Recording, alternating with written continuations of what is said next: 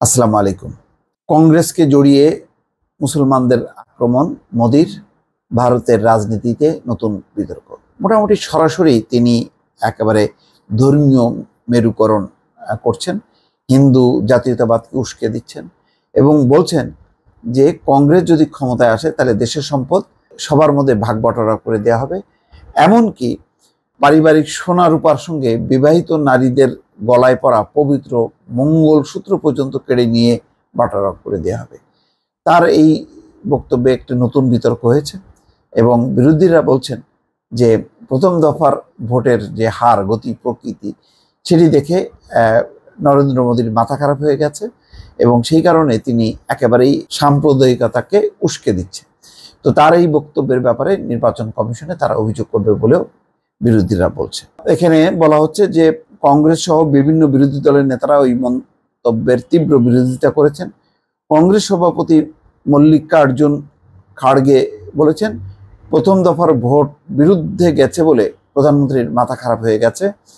ওই ভাষণের বিরুদ্ধে নির্বাচন কমিশনের কাছে অভিযোগও জানানো হয়েছে। এবারের ভোটে কংগ্রেস ও মুসলমানদের সমর্থক করে এভাবে প্রথম সরাসরি আক্রমণাত্মক করেন নরেন্দ্র মোদী।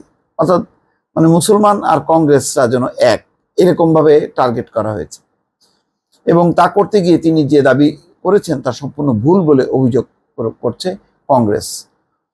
মোদী বলছেন, মুসলমানদের মধ্যে সম্পত্তি বন্টন করার কথা কংগ্রেসের এবারের নির্বাচনী ইশতেহারে বলা হয়েছে। তাছাড়া প্রধানমন্ত্রী থাকাকালে মনমোহন সিংহ বলেছিলেন, দেশের সম্পত্তির উপর মুসলমানদের অধিকার সবার আগে। জনসভায় আসা মানুষদের কাছে মোদী জানতে চান, তারা তাদের কষ্টার্জিত সম্পত্তি মুসলমানদের মধ্যে যাদের অনেক বাচ্চা কাচ্চা হয় তাদের মধ্যে অনুপ্রবেশকারীদের মধ্যে বাটোয়ারা হতে দেবেন কিনা। এই প্রশ্নের মধ্য দিয়ে মোদী বুঝিয়ে দিলেন যে এই দেশে মুসলমানরা অনুপ্রবেশকারী, একমাত্র তারাই গাদাগাদি সন্তানের জন্ম দেন। এটা খুবই তাচ্ছিল্য এবং অবজ্ঞাসুলভ একটি বক্তব্য। সম্পদ বিলিকে হাতিয়ার করার নেপথ্য কারণ কংগ্রেস নেতা রাহুল গান্ধীর এক সাম্প্রতিক ভাষণ।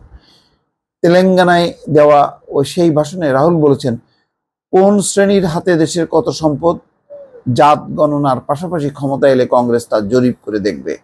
রাহুল বরাবর অভিযোগ করেছেন, প্রধানমন্ত্রী মোদী শুধু ঘনিষ্ঠ কিছু পুঁজিপতিদের স্বার্থ দেখেন। তার আমলে দেশের 1% মানুষ 40%-এর সম্পদের মালিক হয়েছেন। অর্থাৎ তিনি বোঝাতে চাচ্ছেন যে মুষ্টিমেয় কিছু পুঁজিপতি, ধনপতি তারা কক্ষিগত হয়েছে। কিন্তু রাহুলের ওই ভাষণের রেশ ধরেই রাজস্থানের বাঁশবাড়া কেন্দ্রের জনসভায় মোদী উল্টোভাবে ব্যাখ্যা করছেন।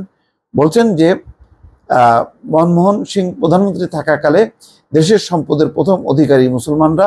এবার কংগ্রেস তার নির্বাচনী ইশতেহারে বলেছে, ক্ষমতা এলে আপনাদের রোজগারের সম্পদ, অর্জিত সম্পদ মুসলমানদের মধ্যে বিলি বন্টন করে দেবে। মা বোনদের কাছে থাকা সোনা রূপার হিসাব কষা হবে, তারপর তা বিলি করা হবে তাদের মধ্যে যারা অনুপ্রবেশকারী, যাদের অনেক বাচ্চা কাচ্চা হয়। মা বোনদের মঙ্গলসূত্র তাদের হাত থেকে রেহাই পাবে না। মোদীর এই ভাবনা শহুরে নকশালদের মনোবৃত্তির সঙ্গে তুলনা করেন। তিনি জানতে চান জনগণ তা হতে দেবে কিনা। অর্থাৎ একেবারে যে ধরনের সাম্প্রদায়িক বক্তব্য সেটা দিয়ে উত্তেজিত হচ্ছে। দেখা যাক এখন মোদীর এই বক্তব্যের পরে নির্বাচন কমিশন কোনো প্রতিক্রিয়া জানায় কিনা। ভালো থাকবেন, আল্লাহ হাফেজ।